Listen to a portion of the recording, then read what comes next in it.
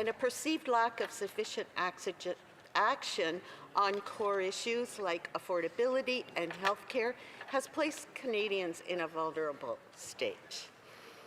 The increase in the capital gains inclusion rate from 50 to 66% for corporations and individual gains over $250,000 is a major point of contention. Business groups and economists warn this will discourage private sector investment, potentially drive capital and talent out of Canada, and worsen the country's existing productivity problem. There is criticism that the budget overlooks crucial areas like domestic skills development for major infrastructure projects, relying instead on international talent recruitment. The Parliamentary Budget Officer has raised concerns that the government's fiscal targets may not be met, noting there is low chance the deficit to GDP ratio will decline as projected. The PBO also questioned the government's use of a new capital budgeting framework, which critics see as deceptive budgeting technique to separate operating and capital expenditures. A primary criticism is the significant deficit projected to be around $78.3 billion for the current fiscal year, which is beyond reckless. The cumulative national debt is projected to climb significantly, leading to high public debt charges that are expected to exceed health transfers to provinces. I guess the wait lines at the ER and hospitals will continue to get longer, and I've experienced this myself recently. The budget is not far enough with spending cuts. It is relying too much on new taxes and higher than expected revenue to fund its initiatives rather than fiscal discipline. It is in essence a continuation of backdoor tax on the average worker and middle class that are having great difficulty in obtaining a wage that can keep up with the reasonable living standard. The evidence is blaring as you go to the grocery store to buy essential goods or go to a restaurant as you enjoy a simple meal. Madam Speaker, this budget, 2025, leaves millions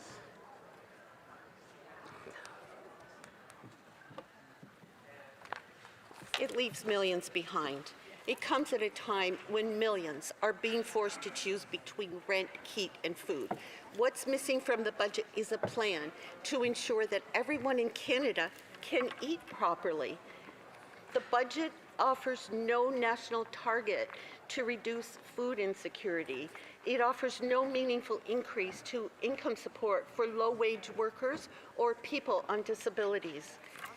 Food insecurity is not simply a symptom of rising costs. It's a predictable result of inadequate incomes and policy changes. By favoring productivity and fiscal restraint over people's basic needs and offering tax rates that disproportionately benefit higher earners.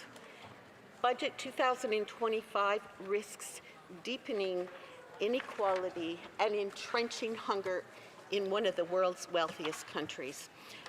The promised tax cut will provide lower and middle class income earners a savings of up to $840 for a family, according to Dalhousie University's Agri-Food Analytics Lab. The average family will pay nearly $1,000 more in groceries in 2026. That leaves everyone impacted, even those who get the maximum tax rebate. The tax break doesn't even cover the increased cost of food. The budget lacks meaningful measures to reduce food insecurity for seniors, children who live in poverty, and persons with disabilities. In my community, seniors represent 19% of the population. Children living in poverty in Windsor represent 23.2% of all children, the highest in Ontario. 10.8% of Windsor's population live in poverty, and that means over 25,000 people in my community are unable to afford a set list of basic needs. Stats Canada has named Windsor the province's poverty capital. So again, those affected are seniors on fixed incomes, can't make ends meet. Many seniors are deciding to cut food use in order to pay for rent and utilities. Some seniors are giving up and are now counted amongst the hopeless, homeless.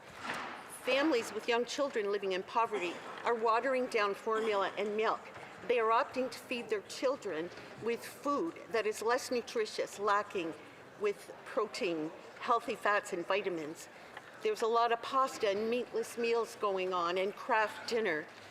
People living with disabilities and must live on a fixed income as well are having difficulty coping and accessing the basic needs of food and shelter. So what do we say about the long-term effects of food insecurity and poor nutrition? The effects are characterized by eventual heart disease, type 2 diabetes, certain cancers, obesity, hypertension, vision loss. Poor nutrition impacts one's physical and mental health, causing inflammation and insulin resistance. Early life malnutrition, constant growth, it just affects poor growth and of organ development. And these total effects reduce economic productivity and quality of life and make managing other health concerns harder. Poor nutrition decreases physical and cognitive capacity for work and shortens lifespans. You know, this weekend, as I was in the parade, the Santa Claus parade, and I looked at the faces of my constituents, I could tell that they were looking at me to provide them with some hope for the future. And Madam Speaker, I can tell you, I do not see the hope Windsorites need in this budget. Questions and comments. The Honourable Permanent Secretary to the Government House Leader. Madam Speaker, it was, I think, heartening to see the Honourable Member talk about youth nutrition in Canada, but it was, I guess, disappointing that that member's been voting against the National Food School program that is contained in this budget in C15.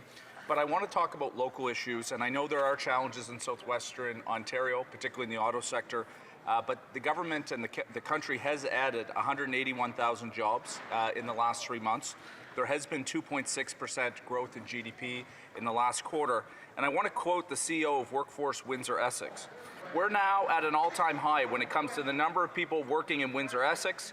We set a new record, not just for all occupations or all sectors working, but in manufacturing, it's at an all-time high.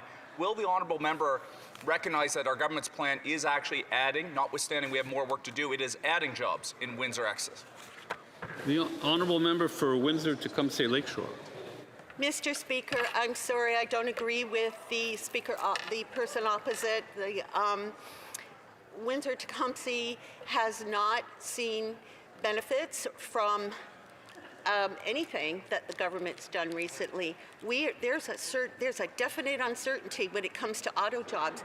We don't know what's going to happen with tariffs. We don't know what's going to happen with our automotive plants. When you talk about this new budget, we have a lot of small and medium enterprises that support our auto workers industry. Guess what? They can't get any benefits from this new budget. They can't get write-offs like the great big corporations can.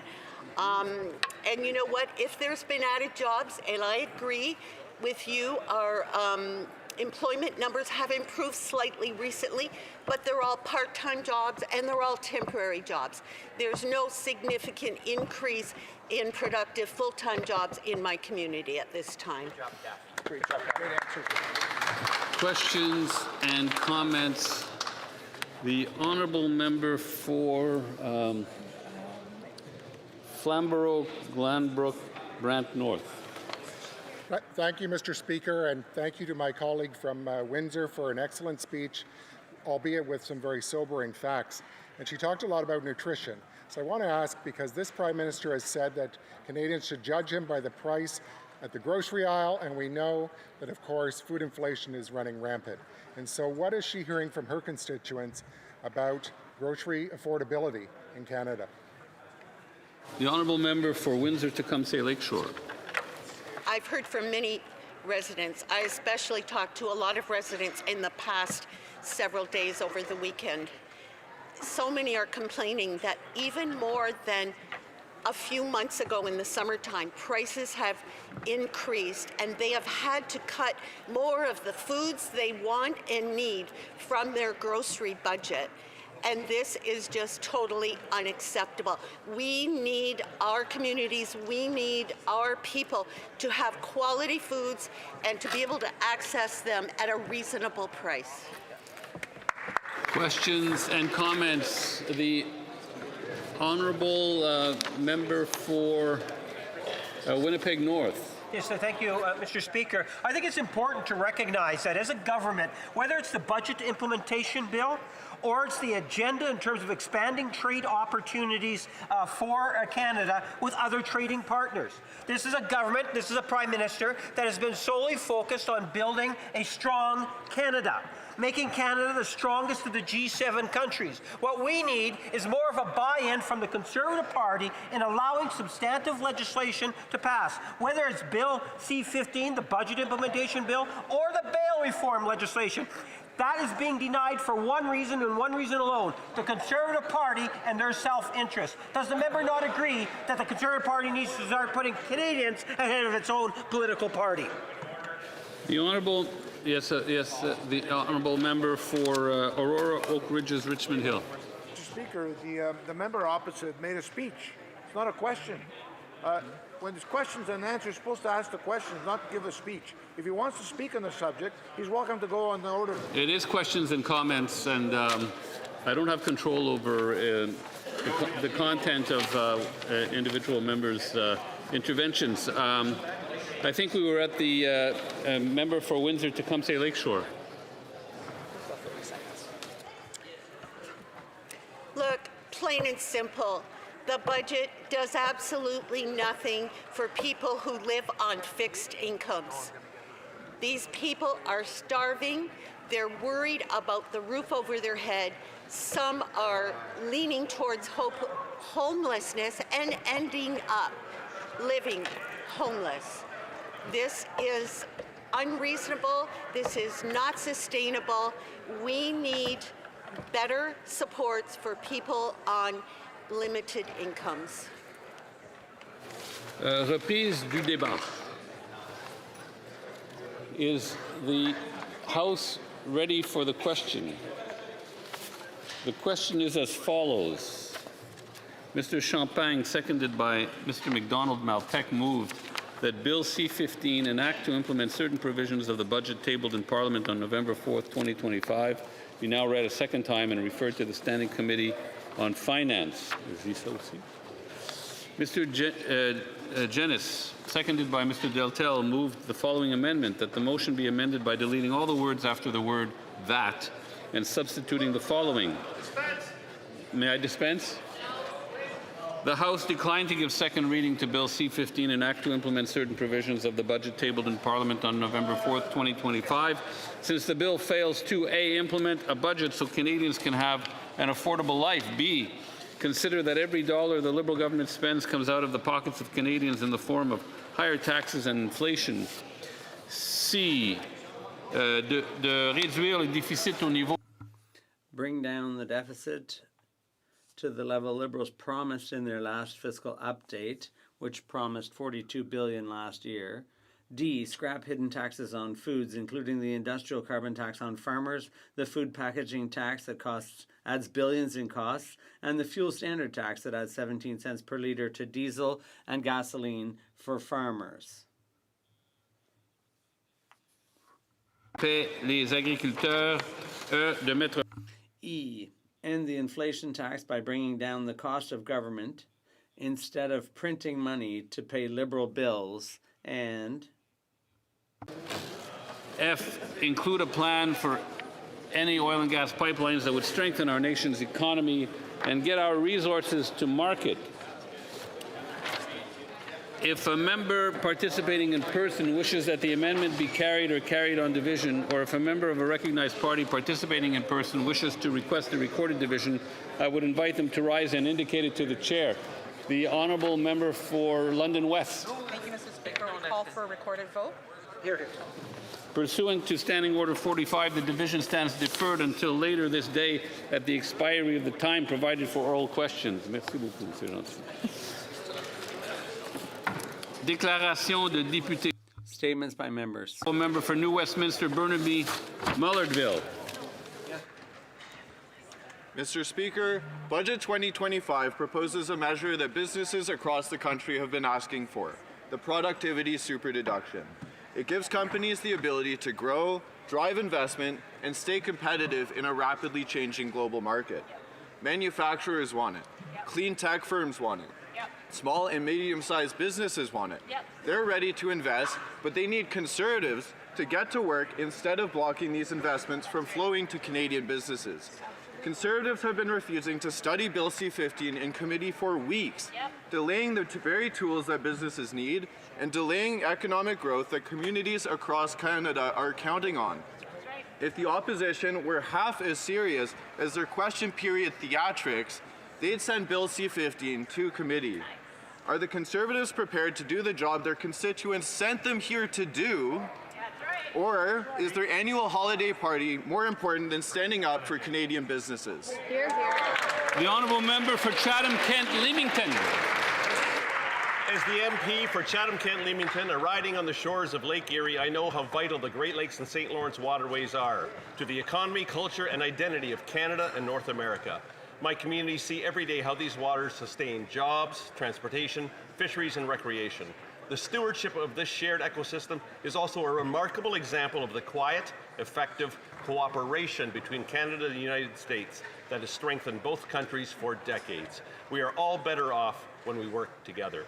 Later today, a delegation of organizations dedicated to the protecting and sustaining these waterways will host a special event for members of Parliament, senators, officials, and staff. These conservation, research, and governance representatives will be available to discuss their work to keep these waters healthy, resilient, and economically strong. Great Lakes hospitality, based along Canada's fourth coast, is second to none, and I encourage all members and staff to attend to see for themselves and to learn more about this amazing natural resource. Thank you, Mr. Speaker. The honourable member for Oakville West. Mr. Speaker, Conservatives in this House have long claimed that any sort of climate action is unnecessary and that clean technology alone will help lower emissions. So what do they do when we introduce investment tax credits to support Canada's world-class clean tech sector and the growing clean energy companies creating good middle-class jobs in communities like my riding of Oakville West? They vote against it. That's right. They put petty partisan politics ahead of Canadian industries and Canadian workers. They obstruct and they delay. The BIA will strengthen and grow the Canadian economy while driving our historic transformation toward a lower carbon future, work that companies in my riding of Oakville West and across Canada are already leading with innovation, manufacturing, and clean energy supply chain jobs that Conservatives refuse to support. If the Conservatives can get on board, Mr. Speaker, can they at least get out of the way and stop blocking this legislation? Thank you. The honourable member for Niagara West. Mr. Speaker, as we approach the joyous Christmas season and the promise of a new year, I rise to extend warm holiday greetings to all Canadians. This is a time of celebration, reflection, and gratitude, a time to cherish family, friends, and the many blessings we share in this great country. First, to my wonderful wife and children, thank you for your unwavering love, patience, and support throughout another busy year. You are my greatest joy and inspiration. To my dedicated staff in Ottawa and back home in Niagara West, your hard work and commitment make everything possible. I am truly grateful for each of you. And to the incredible constituents of Niagara West that include Grimsby, Lincoln, West Lincoln, Pelham, Waynfleet, and St. Catharines, thank you for your trust, your kindness, and the privilege of serving you. It's an honor to call this beautiful part of Canada home. From my family to yours, Merry Christmas, and may we never forget the real reason for the season, and that is the birth of Christ. Merry Christmas and a Happy New Year. Thank you very much, Mr. Speaker. L'honorable député de Marcorel-Fortin. The honourable member for Marcorel-Fortin. Mr. Speaker, it's become clear through the work of the Finance Committee that the opposition parties don't want to study the budget or the Budget Implementation Act. And that's unfortunate because Canadians are counting on all of us in this House to get things right. The budget contains major measures that will help shape our economic future, like the Clean Electricity Investment Tax Credit. It also will modernize our electricity grids and ensure affordable, reliable, low-emission energy for generations to come. It also advances Canada's consumer-led banking framework, long-awaited reforms that will finally give Canadians more choice, more control over their financial data, and real competition. These are serious, forward-looking initiatives that Canadians deserve. People realize they can't afford rent, let alone a home of their own. And this is not normal. Across our cities, towns, tent encampments replace parks as needles and crack pipes fill our streets and our streetcars. Canadians are told to accept chaos as the compassion.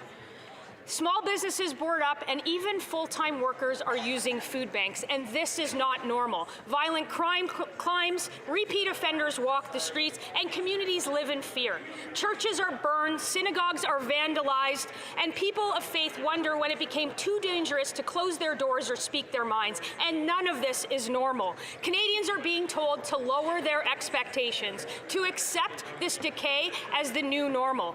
A country this rich and this capable should not feel this hopeless. We can restore safety, make homes attainable, reward work, and fix what families depend on instead of creating the dependence on Ottawa. What Canadians are living through should not and is not normal.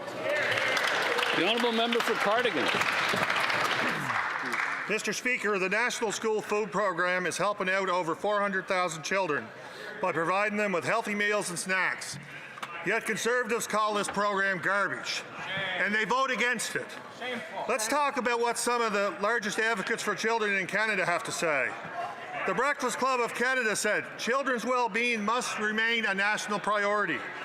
The pediatric health experts across the country state that research shows that children learn better and have better health outcomes when they have access to nutritious meals. UNICEF said, enshrine it in law. And the Canadian Teachers Federation said, make it permanent. And that is exactly what Budget 2025 does. On Prince Edward Island, meals are made by local restaurants and by the program hubs using locally sourced food from our producers and processors.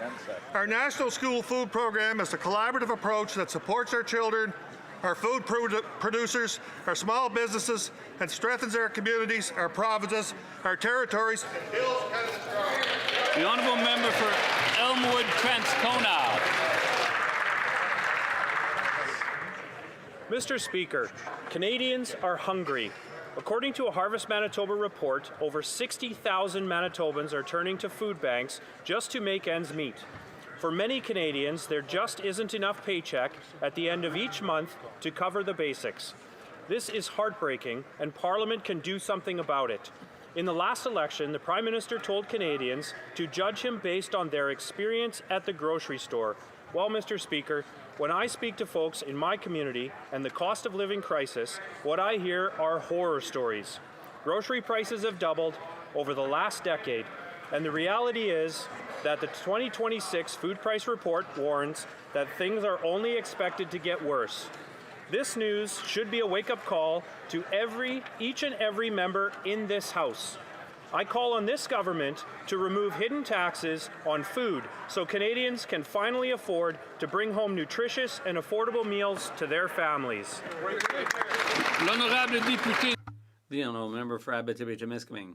Mr. Speaker, today I am honoured to highlight the induction of Jennifer Abel, Laurent Duvernay-Tardif, Diane Roy, Henri Sassine, and the legendary Paul Oud and Michel Bergeron into the Quebec Sports Hall of Fame. But I'm even more delighted to see two people from Abitibi-Témiscamingue inducted, weightlifter Christine Girard and cyclist Marc Lemay. Gold medalist Christine Girard, a native of Rouyn-Noranda, is a powerful symbol of clean sports thanks to her determination in London. Her bronze medal, already an incredible achievement, finally turned gold a few years later.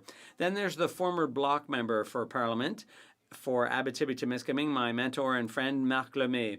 The cyclist from Amos is best known for his historic involvement in the Tour de l'Abitibi, and he's still active as president of the International Cycling Union's arbitration panel. It's thanks to him mountain biking became an Olympic sport. Congratulations to both of you, and a special thought for you, Marc, on this special day. Abitibi-Témiscamingue will always be very proud of you. The honourable member for Tayayakan, Parkdale, High Park. Thank you, Mr. Speaker.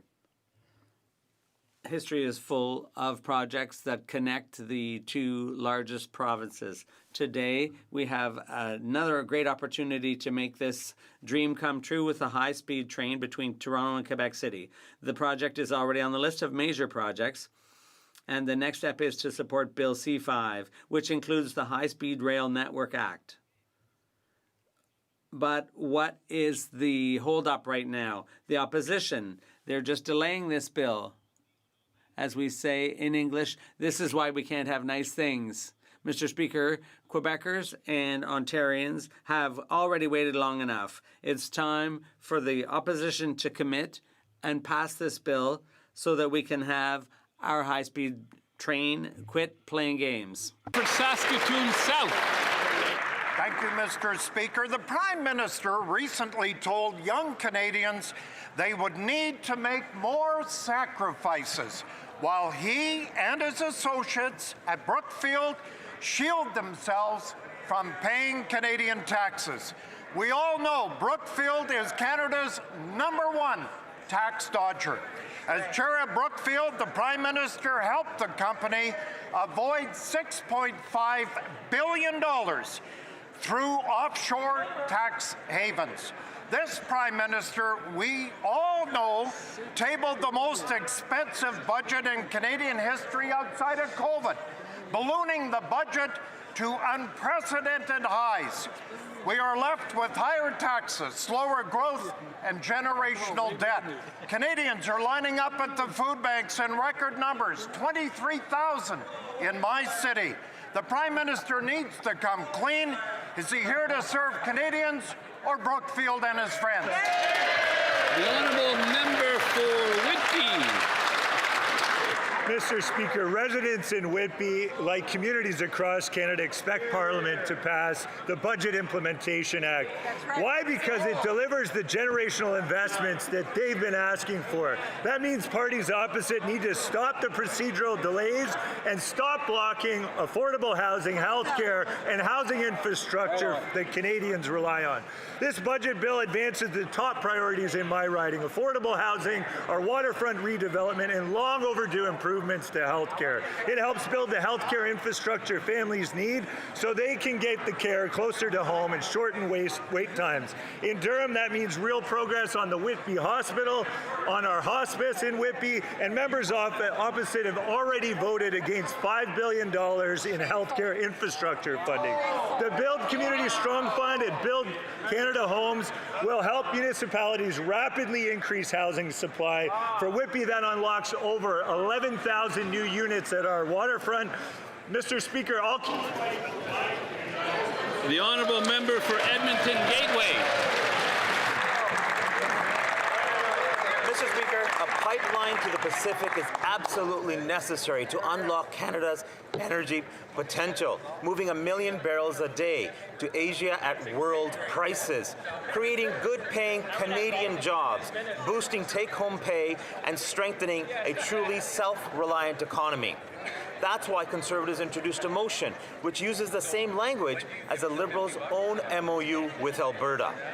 But the Liberal caucus is divided, with the Prime Minister himself claiming that the pipeline must have BC consent. The Prime Minister is saying one thing to Alberta and another thing to British Columbia. Let's be clear, Mr. Speaker.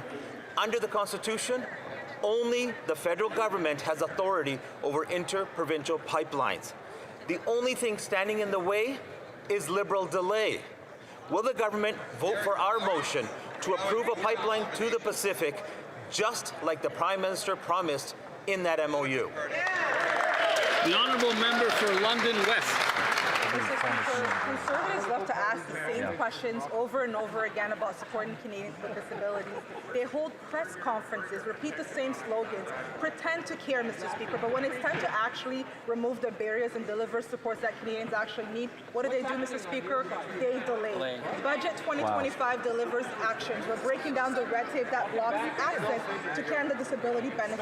We're investing $115 million, Mr. Speaker, to lower barriers and provide a one-time supplemental payment for every disability tax credit certification or recertification that opens the doors to benefit. Mr. Speaker, that's more than 6 million Canadians with disabilities that should not need a lawyer to access support. And that's why we're simplifying the disability tax credit process. As promised in the Fall Economic Statement, the benefit will exempt from the taxable income because support should actually mean support. Conservatives cannot claim to stand with Canadians with disabilities while they're voting to keep these barriers exactly where they are. So the question is simple, Mr. Speaker. Would they pass Bill C-15 or keep... The honourable member for Foothills. Canadians to judge him by their experience at the grocery store. Well, what Canadians see on the shelves now is Liberal failure. The food price report confirms what Canadians already know. Food prices are out of control and they're going to get worse. In 2015, when the Liberals took office, the average weekly food bill was about $160. In a decade, it has doubled to $360. That's $17,500 to feed a family of 4 in Canada. That is unbelievable. And the food price report told Canadians it's going to get worse. The largest increase ever, another $1,000 a year for a family of 4. Instead of lowering prices, the Liberals are piling on taxes, making it more expensive to grow food, transport food, and buy the food. Food inflation in Canada is 50% higher than the Liberals' own target. It's rising 48% higher in Canada than it is in the United States. It's time to end the misery. Will they not end their taxes and their hidden taxes on food so Canadians can afford Christmas dinner? The honourable member for Winnipeg North. Thank you, Mr. Speaker. The Conservative Party of Canada, in particular the leader of the Conservative Party, just doesn't get it. Nope. It's about building Canada strong, Mr. Speaker. The budget is there, the support is there for Canadians. And while every Liberal member of Parliament and the Prime Minister is focused on building Canada strong, we get the Conservative Party solely focused on the party's best interest. It's time that they put Canadians' interests first, Mr. Speaker, and that means allowing legislation to pass. That's right. Bail reform legislation. That's right. Budget legislation. That's right. There's only one thing standing in the way of its passage. It's the Conservative Party of Canada and the leader of the Conservative Party. Get off their back ends and get to work.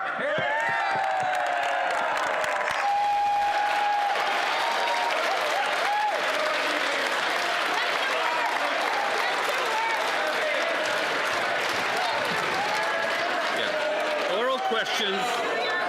Questions orales, the honourable leader of the opposition.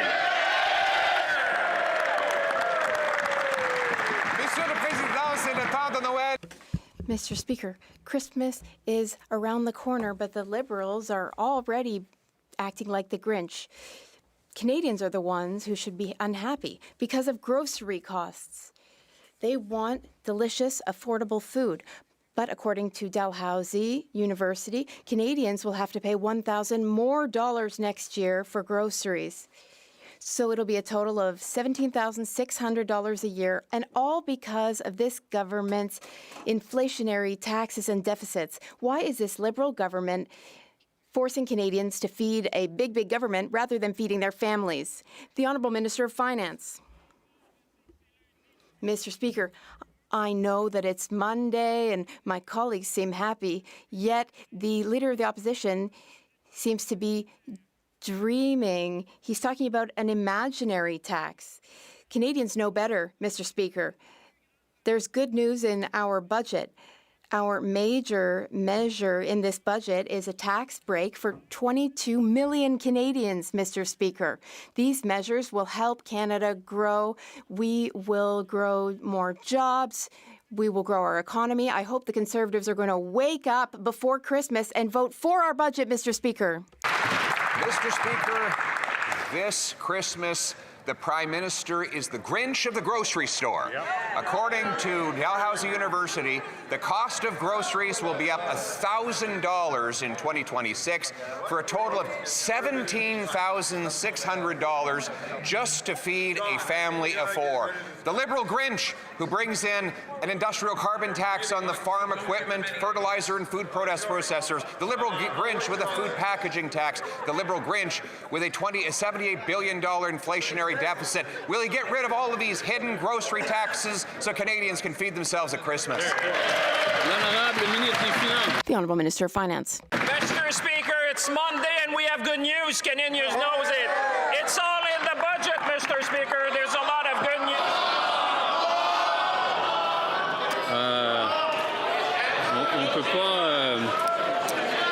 On peut pas lever le livre de cette façon. Là. Si on...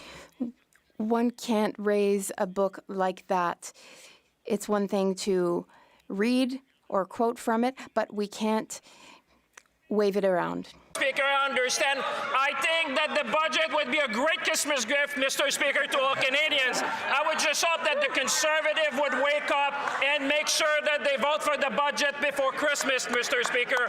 We're going to build our nation. We're going to create jobs. We're going to build housing. We're going to create infrastructure. Mr. Speaker, this is the best gift they can give to Canadians. I just hope they'll do the right thing for the Honourable Leader of the Opposition.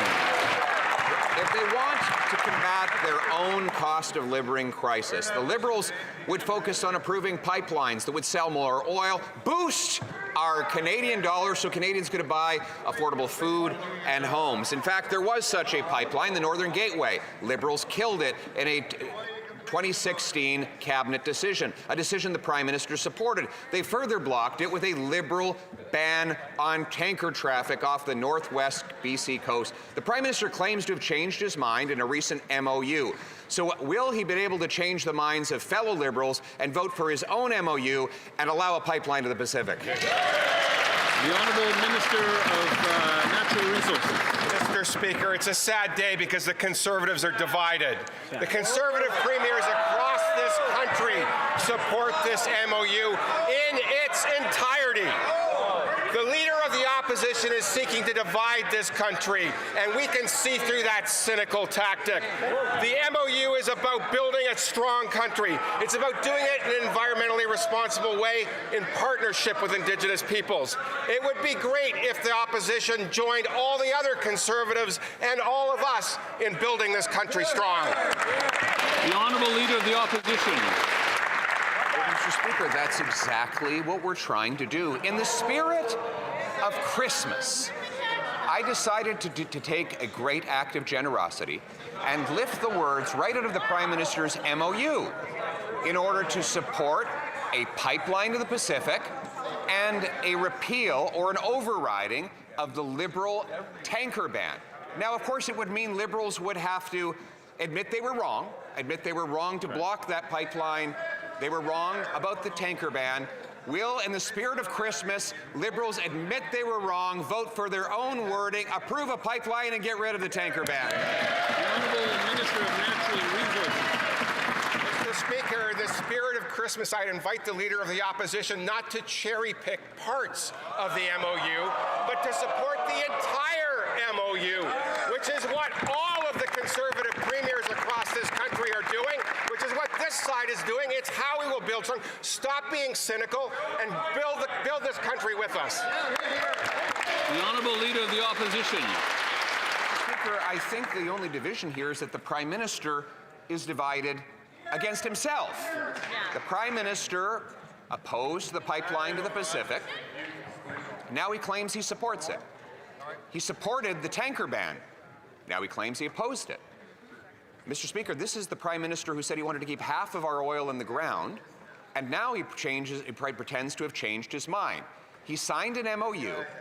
He says one thing in BC, the opposite in Alberta, and here in the House of Commons, he hides under his desk. Why would the Prime Minister stand up, take a position, and announce that he's voting in favor of his MOU language to build a pipeline? The Honourable Minister of Natural Resources. Speaker, the Premier of Alberta supports the entire MOU. The Premier of Saskatchewan supports the entire MOU. The Premier of Ontario supports the entire MOU. It would be great if the Conservatives would join us in supporting the entire MOU and building this country strong. The Honourable Leader of the Opposition. I think the minister is suggesting that there are parts of his own MOU that he does not support. I mean, the MOU says there would be a pipeline to the Pacific. I took the wording right out of the agreement, that there would be an overriding of the tanker ban. I took the wording for that right out of the MOU. And now the Prime Minister is hiding under his desk. Liberal members on one side of the country are saying they're against, while they're pretending in Alberta that they are in favor. So why don't they stand up in the House of Commons, look Canadians in the eye, take one position, vote for a pipe to the Pacific, and override the tanker. Honourable Government House Leader. Well, Mr. Speaker, the Prime Minister and all of us and all Conservative premiers and most people in this country supports every part of that MOU, Mr. Speaker. What's more, the Leader of the Opposition stands in his place and says to the people of Alberta, you know what? That little thing that they said was progress for our province, that made us a leader in renewable technologies, made us a leader in nuclear energy, made us a leader in interties, made us a leader in conventional electricity, that's all off. I just want this one thing. L'honorable député de Saint-Jean. The Honourable Member for Saint-Jean. Mr. Speaker, for weeks now, the Conservatives have been working to sabotage Bill C9 and the Bloc Québécois amendment that would eliminate from the criminal code the religious exception which allows hate speech. But, surprise, surprise, the Conservatives are not alone. We found out that behind the scenes, the Prime Minister's office itself is also sabotaging the work of the Bloc Québécois and of the Minister of Justice. Clearly, on every issue, to find out where the Prime Minister stands, we just need to find out where the Conservatives stand. Why would he rather sabotage his own bill than get rid of the religious exemption? L'honorable ministre de la Justice. The Honourable Minister of Justice. Merci, Monsieur le Président. Thank you, Mr. Speaker. In order to combat hate throughout the country, we need to take action. In order to do so, this House must pass C9 so that we can guarantee protection to communities. Now, as for the religious exception, we need to work with different groups and parties to understand different perspectives, but this is the responsibility of the Justice Committee, and I look forward to hearing what they decide after their next meeting. The Honourable Member for Saint-Jean. Mr. Speaker, for 6 years now, 6 years, the Liberal government has been promising legislation to combat hate speech. 6 years of making promises to groups that feel threatened. 6 years of saying that we must take action against hate. For once, their bill had a shot at passing, as long as they got rid of the religious exception, which the National Assembly unanimously supports. Once again, the Liberals backtracked. Why did the Prime Minister side with the Conservatives and the religious right over Quebec and over groups that are worried? The Honourable Minister of Justice. Mr. Speaker, it's clear that we have a responsibility to fight crime in general, including hate crime. Our government has a responsibility to put forward measures to combat hatred.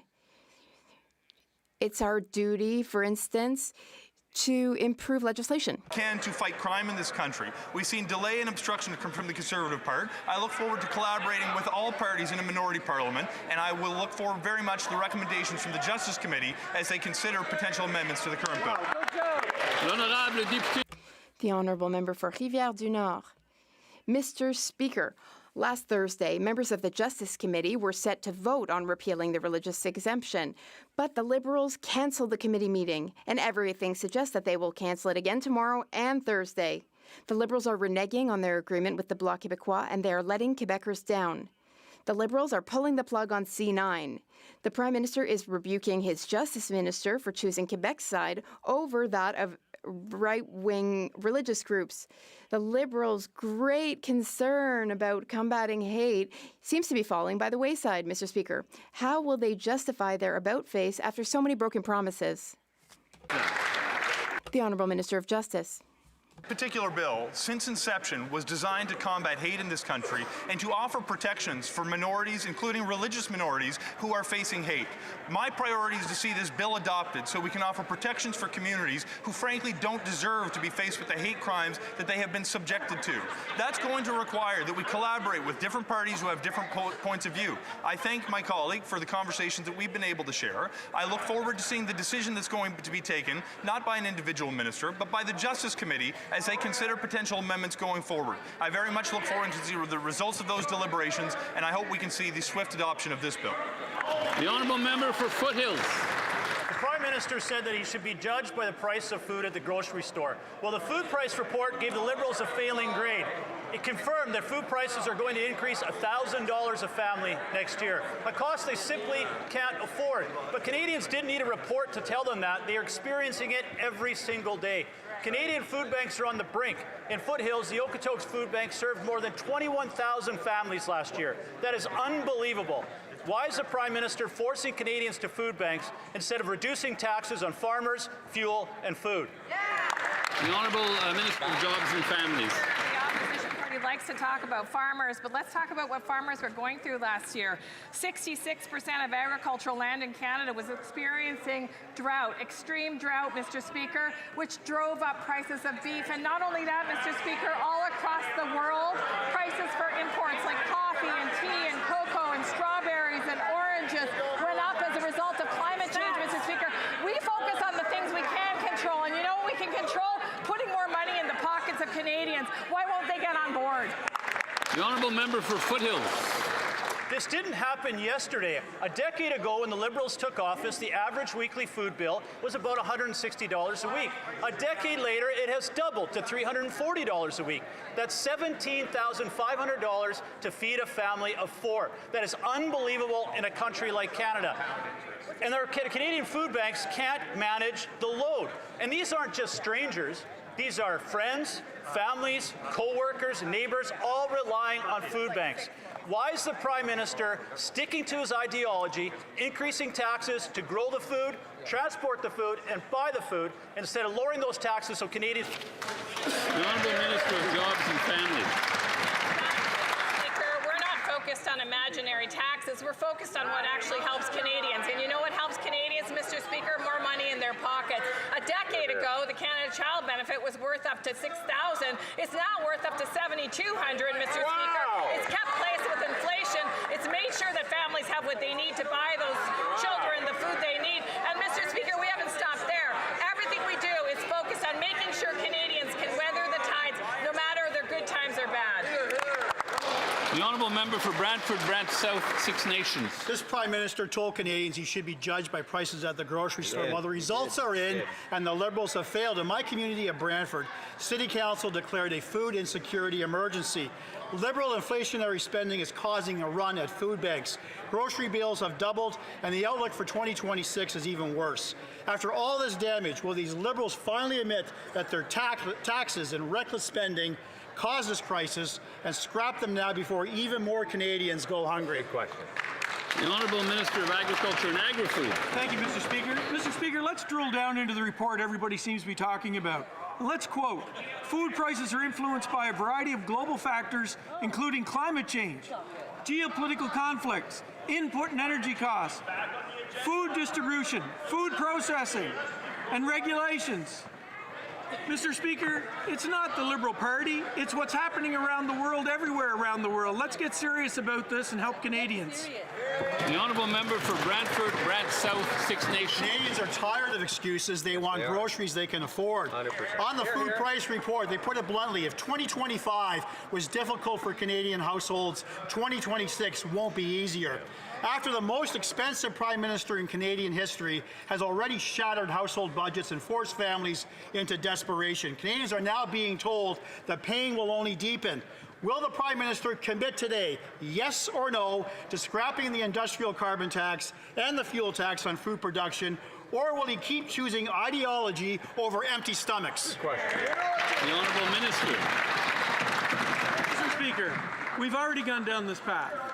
Canadian Climate Institute has come out and said that it is non-negligible in the price of food. The industrial carbon tax is 0.008. Mr. Speaker, we know definitely well that that's not the case. There's other factors in the world that are taking place: a geopolitical trade war, climate change, drought in the prairie provinces. These are all adding to the rise in cost of food, Mr. Speaker. They know that, so let's get on board and treat Canadians fair. The honourable member for Cambridge. Mr. Speaker, no one expected the verdict to be this tragic when judging the Prime Minister by prices at the grocery store. I heard from an 82-year-old woman who was forced to leave her hometown of Cambridge and her family just to afford groceries and rent. And Lacey, a single mom from Cambridge, told local media she spends her days asking, "Where's the sale?" clipping coupons and skipping meals just to feed her son. This is the reality for thousands of Canadians. Families are forced to buy whatever they can afford, not what's healthy or good for them, if they eat at all. So when so many families, seniors and working adults, are going hungry, how can this government possibly justify any more inflationary taxes?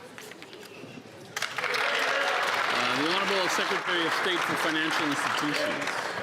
Mr. Speaker, that leader's heart was 2 sizes too small when it comes to delivering affordability for Canadians. We cut taxes for 22 million Canadians. We cut the tax for first-time home buyers. We are continuing to deliver on affordability, school food program, personal service support, tax credit. Mr. Speaker, on this side of the House, we're focused on affordability. It's time for that leader to let the light in, let his heart grow, join us in delivering affordability for Canadians. Thank you, Mr. Speaker. The Honourable Member for Bellechasse, Les Etchemins, Lévis. Mr. Speaker, this Prime Minister told Canadians that he should be judged on the cost of groceries. Well, I hope he has a good lawyer because the verdict is brutal. According to Le Journal de Montréal, 36% of Quebecers are experiencing food insecurity. What's most tragic in all this is that 41% of them are employed. Hunger is hitting so hard that Quebec food banks responded to, get this, a record 3.1 million requests in 1 month. When will the Lee's Liberals finally stop their inflationary spending so that Canadians can feed themselves properly, Mr. Speaker?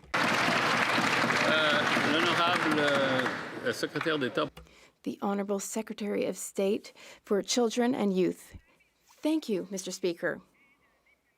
Our investments are helping families. Budget 2025 contains many investments for children and families. This includes the school food program, which will help families save up to $800 a year. There's also the Canada Child Benefit, which can be about $8,000 a year for up to $8,000 a year for children under 6. We are here for Canadian families and children on this side of the House. The Honourable Member for Bellechasse, Les Etchemins, Lévis. Well, Mr. Speaker, what they're doing is just not working. And there's a family in my riding of 2 adults and 3 children. They are suffocated by the cost of living. They're spending the winter in a trailer. They were so ashamed that they didn't dare ask for food. A frontline worker was the one who alerted the food bank. Now, the food price report confirms that groceries will cost $1,000 more next year. When will this Prime Minister stop his inflationary spending to give dignity back to Quebecers, Mr. Speaker? The Honourable Secretary of State. Mr. Speaker, on this side of the House, we take these matters very seriously. We are not fixating on imaginary taxes. We are here to help Canadian families. One of our first measures was to give a tax break to 22 million Canadians. That's how we are helping children. That's how we're helping families. And this is the work we are doing. The Honourable Member for Pierre Boucher, Les Patriotes Verchères. Mr. Speaker, Washington is calling on the federal government to do more to combat the problem of discount drivers. Even Americans are fed up with these dangerous drivers on our roads and on theirs. Now, yes, the Liberals have taken up our request to force companies to report the income of self-employed drivers, but the American embassy has told them that while this is a step in the right direction, it is not a cure-all. The Bloc Québécois suggested 10 measures. The Liberals only took 1 of them. And now they think the job is done, Mr. Speaker. As for the 9 other measures, they are shirking what they should be doing. When will they take the issue seriously? The Honourable Minister of Transport. Quite the opposite, Mr. Speaker. We take this matter very seriously, which is why we have put forward tangible measures, tax measures, information sharing measures, as well as measures in the Canada Labour Code. We are taking action. And do you know what? Surprise, surprise, the Bloc Québécois voted against our budget. The very same budget which will fix this federal issue of Chauffeur Inc. and will help us move forward on this file. So I hope the Bloc Québécois will wake up. The Honourable Member for Pierre Boucher, Les Patriotes, Verchères. If the Liberals had done enough to address the problem of low-cost drivers, the United States would not be demanding that they do their job. Washington is growing impatient. We need an official inquiry to shed light on this industry. The industry exploits workers, and especially foreign workers. The industry is spreading like cancer. We must prevent temporary immigrants from working in the trucking industry. We need a public registry of offending companies, including penalties. Not only are the Liberals failing to act, they are obstructing the committee's work. How many more road accidents will it take for the Liberals to finally wake up and do something? Monsieur le Président. The Honourable Minister. Mr. Speaker, now we've truly seen it all. The member knows full well that provinces are the ones who certify truck drivers. Provinces are the ones who inspect the trucks. Provinces are the ones who hire road controllers.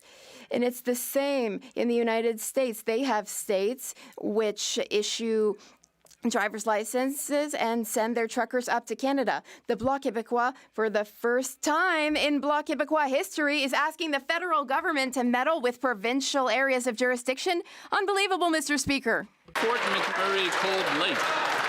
The Prime Minister told Canadians that he should be judged by the prices at the grocery store. Well, most ask Santa Sarah from Go Clean Co. for something they wouldn't normally buy for themselves, a new winter coat or a fancy new vacuum. But this year, there were more asks for needs than wants. One mom from Kelowna asked for groceries. This mom shared that after rent was paid and putting $10 of gas into her car, she was left with $3 for the next 2 weeks and a baby in diapers. Does the Prime Minister think that people asking Santa for groceries is okay in this country? The honourable member for Mr. Speaker, our Women government and is Gender taking Equality. real action on affordability, protecting women's economic security, and empowering women across the country. We're introducing a middle-class tax cut that's going to benefit 22 million Canadians across the country, and we're making the National School Food Program permanent. This is going to feed kids at school while putting more money back into their pockets, and we're making housing more affordable through Build Canada Homes. This is going to help single mothers and keep families, give them a safe place to live. We're also making auto tax filing for 5.5 million Canadians. This is real impact for Canadians, and that includes women and families across the country, Mr. Speaker. Honourable member for Fort McMurray Cold Lake. Liberal food inflation is crippling Canadian families. The Prime Minister told Canadians to judge him at the price at the grocery store, and he's failing. More and more Canadians are relying on charity simply to make ends meet. 33% of food bank users are children, and infant formula is in high demand at food banks, which is no surprise. A container now costs nearly $50, up 84% in the last 8 years. Does the Prime Minister care that feeding babies has become a daily struggle for Canadian families? Yes or no? The Honourable Minister. Mr. Speaker, my heart goes out to parents facing challenges, and we care about families. So while Conservatives amplify panic instead of offering a single solution, the evidence is clear. Research from the C.D. Howe Institute confirms that the Canada Child Benefit is one of the most effective tools we have to reduce child poverty and help families afford essentials. Let's be honest, Mr. Speaker, Conservatives voted against this. They voted against it then. They voted against supports now for families and children. Mr. Speaker, and their actions speak louder for themselves, Mr. Speaker. Thank you very much. The honourable member for Newmarket Aurora. The Prime Minister once said that the grocery aisle would be his report card. Well, today in that aisle is a mother standing still staring at the price of baby formula that has gone up 84%. She does the math in her head and wonders what she's going to cut next because feeding her baby is not optional. Under these Liberals, even that has become a source of fear and anxiety. Their policies have driven up the cost of growing, shipping, and selling the food. When will this Liberal government stop piling on taxes and stop their inflationary spending and let mothers afford the formula their babies need to thrive? The Honourable Minister of Jobs and Families. Speaker, while the opposition focuses on imaginary taxes, we're focused on real supports for Canadians, and that includes, Mr. Speaker, a Canada Child benefit that keeps up with inflation, seniors benefits that keep up with inflation, a dental care plan that allows for Canadians to get their teeth fixed for God's sake, Mr. Speaker, something that these Conservatives vote against time and again. I ask myself, Mr. Speaker, what support for Canadian would they actually vote for? Because for them, it's sink or swim. The Honourable Member for Brandon Souris. The Prime Minister told Canadians he would be judged by the cost of groceries. Well, the 60,000 Manitobans who are lined up at food banks each month have judged him. They judged him based on grocery prices that they haven't come down. They judged him because even though they are working multiple jobs, they aren't able to put food on their own tables. They have done everything right, and this Prime Minister has failed them. So the question is very simple. When will these Liberals end their inflationary spending and taxes so Canadians can afford to put food on their own kitchen tables again? The Honourable Secretary of State for Financial Institutions. Mr. Speaker, this is a party that voted against targeting the Canada Child benefit to those that needed it the most. This is a party that voted against dental care for seniors. This is a party that voted against the school food program. Mr. Speaker, time and time again, this party has voted against affordability programs. Canadians can judge. Canadians know on this side of the House, we're focused on delivering affordability for Canadians. Thank you, Mr. Speaker. That's right. Honourable Member for Brandon Souris. Mr. Speaker, Canadians know the truth about that side of the House, and it's that under them, their grocery bills are still going up. What the Liberals have done has made life more expensive, not less. How much worse does it have to get before these Liberals realize that there are disastrous tax hikes, packaging standards, and out-of-control spending that is responsible for 60,000 Manitobans now having to rely on food banks each month just to eat? How can these guys live with themselves? Will they take ownership, cut the red tape and the spending, and bring affordability grocery prices back for hungry Canadians? The Honourable Parliamentary Secretary to the Prime Minister. That member and that party seriously, frankly, Mr. Speaker, because in the budget is actually contained a tax cut for 22 million Canadians, Mr. Speaker.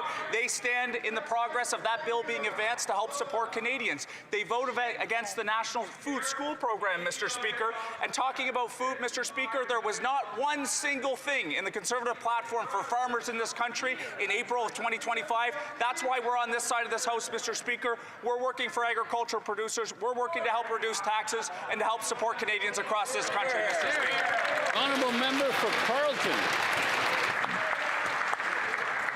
Mr. Speaker, residents of Carleton have made it clear they want leadership and an economic vision for the country. Budget 2025 taxes for 22 million Canadians, makes the National Food Program for Children. Okay, I think we all got off on the wrong foot on that one. Congratulations on your maiden speech. So let's order to the Honourable Member. Order. We'll have to take that one from the top. Okay. Mr. Speaker, residents of Carleton have made it very clear they want real leadership and an economic vision for this country. Budget 25 cuts taxes for 22 million Canadians, makes permanent the National School Food Program, and invests tens of billions of dollars in infrastructure and major projects across the country. These are actions that will improve the lives of Canadians.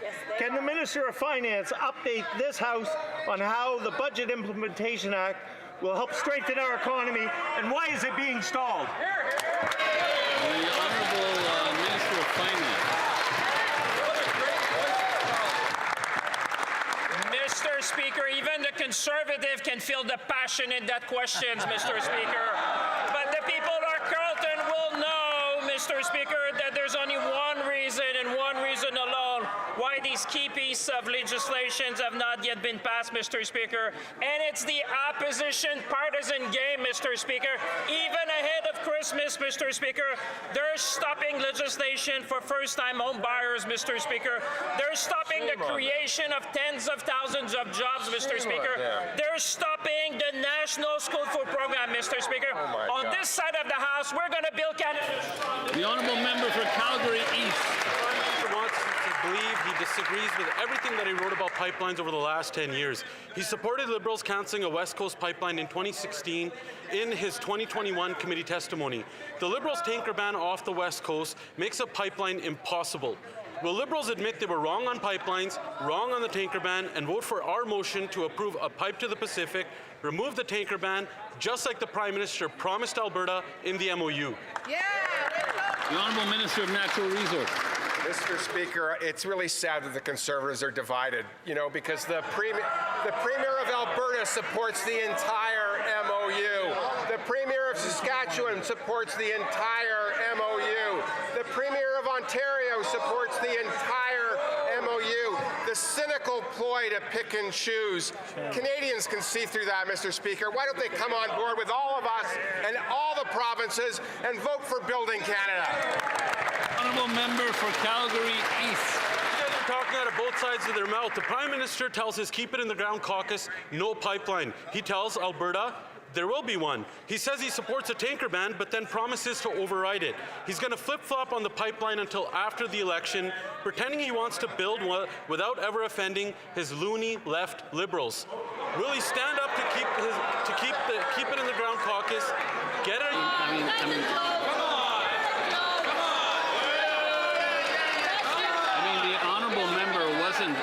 The honourable member wasn't targeting a specific MP on this side, but it still wasn't maybe the nicest language. He may continue. The Prime Minister talks out of both sides of his mouth. He tells the Keep It in the Ground caucus no pipeline while promising Albertans there will be. He says he supports a tanker ban, then promises to override it. He's going to flip-flop on the pipeline until after the election, pretending he wants to build. The Honourable Minister of Natural Resources. Mr. Speaker, I would invite the member opposite to read the entire MOU. And then maybe he could join the Premier of his province and support the MOU like all of us and all of the other premiers. Why doesn't he get on board and build Canada strong? The Honourable Member for Leduc-Wetaskiwin. A decade ago, this Liberal government killed the Northern Gateway pipeline, which would have shipped 525,000 barrels of Canadian oil per day to Asian markets. The value of that oil would have been billions coming annually into the Canadian economy. Instead of that economic supercharge, Liberals enacted crushing policies with no environmental benefit while doubling Canada's debt. That Liberal political decision greatly benefited the economies of other oil-producing countries like Saudi Arabia, Iran, Venezuela, and Russia. But what did Canadians get from that sacrifice other than a mountain of new Liberal debt? The Honourable Parliamentary Secretary to the Prime Minister. Mr. Speaker, the Minister has answered that question a number of times already today. What is clear to me is that the Conservative Party doesn't see the need to be investing in our economy. Mr. Speaker, we put forward a plan in the form of a budget, and that budget sees over $50 billion going straight into the community of each and every member of Parliament in this room, Mr. Speaker. It is going to create community centres, recreational centres. It's going to create local infrastructure that is going to benefit Canadian families from coast to coast to coast, and the Conservatives seem to be against everything that is good for Canadians. The Honourable Member for Leduc-Wetaskiwin. Back to the actual topic. The Liberal MP from Victoria defiantly stated that he is, quote, decisively not in support. The Liberal Member of Parliament for Vancouver-Granville has said that it must have BC's consent. The Liberal MP for Fleetwood Port Kells went further, saying that any pipeline, quote, must have the consent of the Premier of British Columbia. Without support from that one Canadian, he said emphatically, quote, there will be no pipeline. Will the Prime Minister stand up to his Keep It in the Ground caucus, or is his real plan to simply delay any pipeline until after the next election when he can kill it? The Honourable Government House Leader. I don't know if that member's saying that we should be building a pipeline without having partnerships with First Nations over the objections of the democratic and duly elected province and government of British Columbia. I don't know that that's what that member's saying. It seems to be what he's saying. If he could perhaps clarify for this House and for the people of Alberta and British Columbia, that would be very helpful. For our part, we're going to work with British Columbia, we're going to work with First Nations, and we're going to execute this MOU, every part of it, Mr. Speaker. Honourable member for Caribou Prince George.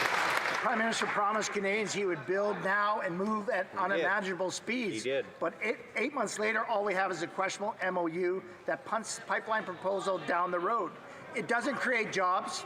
It doesn't boost the economy. All it does is give Premier Eby another excuse to keep saying over my dead body.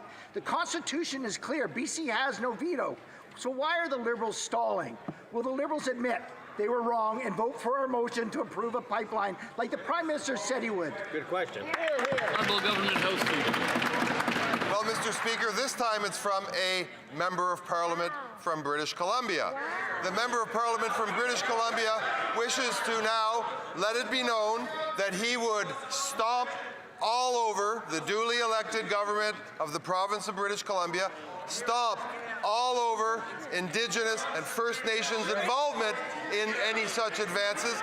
The member wants it to be made very clear that there is only one part of that entire MOU that appeals to him. For our part, we like it all, we're working on it all, and we're going to work with others to get it done. The Honourable Member for Caribou Prince George.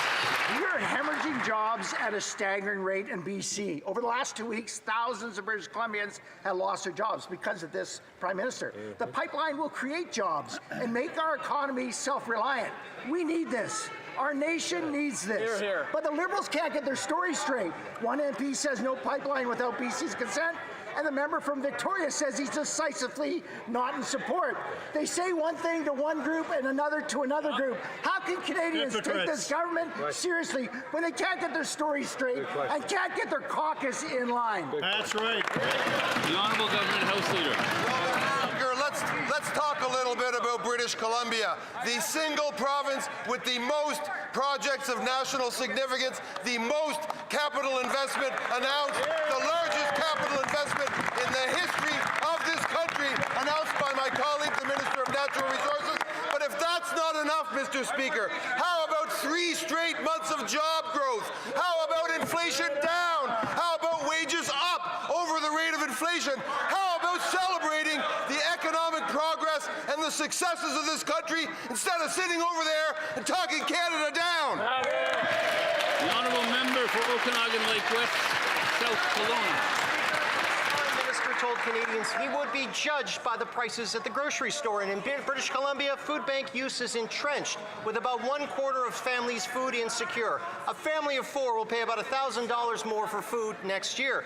We know this out-of-touch Prime Minister doesn't do his own shopping, but Canadians still have to pay at the till. Will he admit to BC families that he doesn't know a thing about grocery prices and that under these Liberals, higher bills are the new normal, or will he adopt conservative ideas to make life more affordable, like cutting inflationary spending and ending the industrial carbon tax? The Honourable Parliamentary Secretary to the Prime Minister. Mr. Speaker, again, it's hard to take that member and that party seriously on the questions when in the platform of April 2025, that member has a lot of farmers in his riding, Mr. Speaker. They're the ones who contribute in this country. Not a single platform commitment from the Conservative Party for farmers in this country, Mr. Speaker. It's hard to take that member opposite when he votes against the National Food School Program, Mr. Speaker. 400,000 Canadians benefit young children in this country. He votes against it. How about tax cuts, Mr. Speaker? That used to be the party that stood for that. They're standing in the way in this House of passing this budget 2025, which is good for Canadians, Mr. Speaker.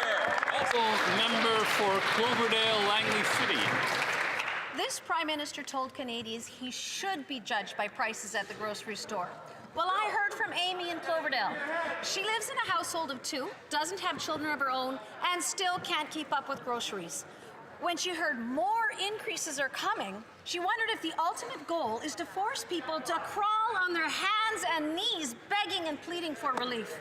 For Amy, meat's a luxury, and she's terrified for the future of her 5 nephews. Amy asked me, when will it stop? So when will the Prime Minister finally stop driving up food costs so Canadians can afford to feed themselves? The Honourable Minister of Veterans Affairs. Mr. Speaker, I know the people in British Columbia are concerned about prices, and we are too. We're taking care of them. They want a government that's going to stand with them. That's why we're investing in the National School Food Program to support 400,000 families. That's why we're investing in supports for seniors, and it's why we're investing in supports for families to take care of their children. Mr. Speaker, we're going to stand with British Columbians. We're going to stand with all Canadians and take care of them. The Honourable Member for Kamloops, Shuswap, Central Rockies. This Prime Minister told Canadians he should be judged by prices at the grocery store. Well, food bank visits have increased up to 80% in BC. The Kamloops Food Bank had almost 74,000 business visits last year, and the number keeps growing.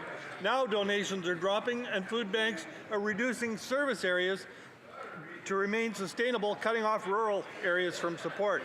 When will the Liberals cut their inflationary spending, their industrial carbon tax, and their new fuel tax so Canadians can afford to eat?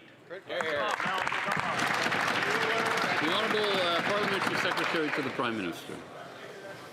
Mr. Speaker, that Conservative member talks about food prices, and yet he voted against making the National School Food Program permanent, Mr. Speaker.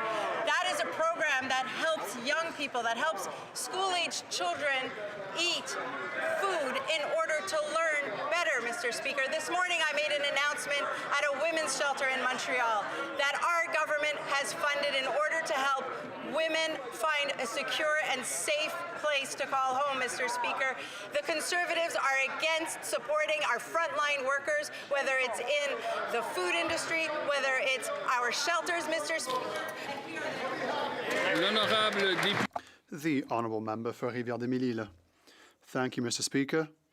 Strengthening economic security also means protecting the dignity and financial peace of mind of seniors, including fraud against seniors, which is a major political issue. Did you know who said that, Mr. Speaker? The member for Shefford. And we agree, and that is the reason for which it is so disappointing to see the Bloc Québécois delaying Bill C-15. Could the Minister of Finance remind those who are intentionally delaying this bill how their partisan manoeuvring has a real impact on our seniors? The Honourable Minister for Finance. Mr. Speaker, financial fraud is a serious problem that disproportionately affects seniors, newcomers and other vulnerable populations. That is the reason for which in Budget 2025 and Bill C-15 we are taking decisive action to strengthen enforcement and ensure that Canadians can have confidence in the security and resilience of their financial systems. Mr. Speaker, the Bloc Québécois is against this. What a shock. It's difficult to understand why the Bloc would be against helping our seniors. What's easy to understand is that the 44 members of the Quebec Liberal caucus will defend seniors. Mr. Speaker, this Prime Minister told Canadians to judge him by the prices at the grocery store. 8 months have passed, and now Canada's food price report says that Canadian families should expect to pay an extra $1,000 for groceries in 2026. In total, grocery bills have doubled under the Liberals to $340 per week. When will these Liberals cut their inflationary spending, the industrial carbon tax, and their new fuel tax so Canadians can afford to eat? That's right. The Honourable Minister of Emergency Preparedness and Community Resilience. Mr. Speaker, we've cut taxes for 22 million Canadians. We're building affordable homes. We're making it easier for young people to buy homes, creating thousands of jobs by investing in our economy. The easiest way for Conservatives to make life more affordable to Canadians is to support our plan and Budget 25. Thank you. The Honourable Member for Louis Saint Laurent, Akia-Wenrack. Mr. Speaker, This government's economic policies don't work. Grocery bills have gone up, have doubled over the last 10 years under the Liberal government, and it'll cost $1,000 more next year. Food banks can't handle it. In Saint-André-le-Châtel, there will be 200 Christmas baskets handed out, 70 more than last year. In the Caisse Saint-Ambroise, 325 Christmas baskets are being prepared. There is one food bank that has already reached their quota. Some people who need this basket won't get one. Will the Liberals finally understand that their policy and politics simply do not work? The Honourable Member.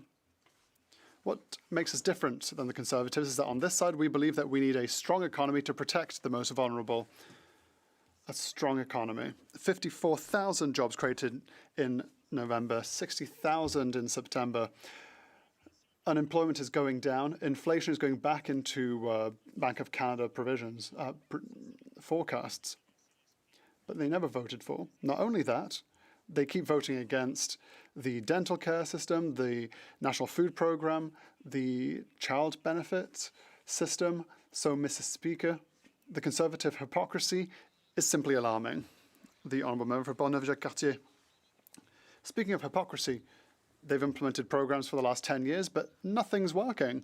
In my riding, I went around 17 food banks that are preparing Christmas hampers for people, and they have all said that the number of requests have gone up. The Prime Minister needs to come down from his ivory tower, needs to go down in the field and stop. He needs to stop with inflationary taxes. The Honourable Parliamentary Secretary to the Prime Minister. Mr. Speaker, we have said it again and again. The Conservatives keep talking about imaginary taxes. Inflation is going down here in Canada, and we are here to meet the needs of Canadians. The Conservatives, however, voted against all the measures in the budget that will help people make ends meet, including our school food program that will help our children. Can you imagine that, Mr. Speaker? From Guelph. Mr. Speaker, Budget 2025 contains many comprehensive measures to help make life more affordable for Canadians while helping grow the economy. Open banking promotes competition and affordability by letting Canadian consumers and businesses take advantage of cutting-edge technologies and share their financial data with approved and regulated service providers. Can the Secretary of State for Financial Institutions please outline why open banking is so important to the Canadian economy and how stalling progress on this file is harming Canadian consumers and businesses? Honourable Secretary of State for Financial Institutions. Mr. Speaker, open banking will give Canadians more control over their own financial data, allowing them to securely choose the services that work best for their needs. It will increase competition, lower costs, and help families get better budgeting tools, faster access to credit, and tailored financial products. These are common sense measures that the opposition is obstructing by delaying our budget bill, Mr. Speaker. I urge that Conservative leader to let his heart grow over Christmas. Put the partisan games aside and join us in building a strong and resilient Canadian economy. Thank you, Mr. Speaker. The Honourable Member for Montmorency-Charlevoix. Thank you, Mr. Speaker. In the Conflict of Interest Act, it is clearly noted that ministerial staff, for example, are not allowed to get any gifts or other benefits. The Journal de Montréal stated this morning that 10 people connected to the Liberal Party of Canada received $1,000 each for services rendered during the last leadership race for the current leader of the Liberal Party of Quebec. Can the Prime Minister finally explain to Quebecers what's all this Liberal flim-flamming about?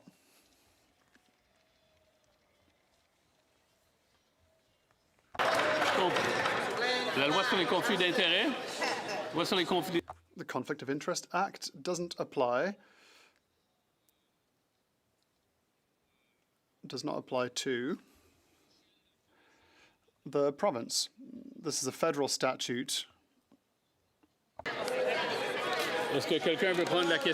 Does anyone want to answer that one? The Leader of the Government in the House. Mr. Speaker, like the member and Canadians know full well, provincial and federal parties are independent from one another. Canadians can get involved in provincial politics. If someone does so, it's on a personal level, and we, of course, expect all staff members and former staff members of the government act in an exemplary fashion with regards to every statute. Nunavut fishery is an underdeveloped economic engine, as QIA keeps saying. As a result of Liberal decisions, BC and Newfoundland hold more than 80% interest in their coastal fisheries, but Nunavut gets only half. Fisheries infrastructure like the deep sea force in Qikiqtaqjuk is left unfinished. Will the Liberals finally treat Inuit like a full economic partner so they can benefit from local resources? The Honourable Minister of Fisheries and Oceans. Thank you, Mr. Speaker, and I want to reassure my colleague across the aisle that the conversations are still happening, no decision has been made, and I encourage the participation as we move forward before making a decision. Thank you. It being 3:11, the House will now proceed to the taking of the deferred recorded division on the amendment of Mr. Jennis to the motion at second reading stage of Bill C-15. Call in the members.